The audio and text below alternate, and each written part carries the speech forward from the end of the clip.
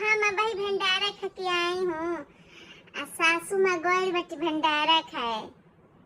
आ तब का तब्बे तो तनी छुट्टी वाला खाना बनौले से हम तो गईनी चिंकिया मिंकिया के लेके खाए आईनी। आप सासू माँ गइल बाटी वहीं बैठल बाटी अपन खइया।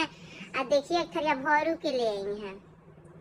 तब का मानो मोहन की मम्मी नहीं गई थी।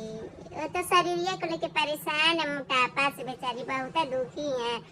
और नहीं तो अब देखो अपने भाईवा गोबरी से कहली ले आई है तो ले आई है, नहीं तो 2 पूरी दे दे बगर हमारे सासू ले आई है तो प्रसाद देवो बेचारी चौकनी। हमारे गाँव से आयल बाटी बेचारी कुछ सीख उठ नहीं पाती है तो हम ही लोगों के पास आ जाती है ना। आपन बताओ कैसन रहल हो सब। तू तो मुँह हिलावे लो ज्यादा हो नहीं तो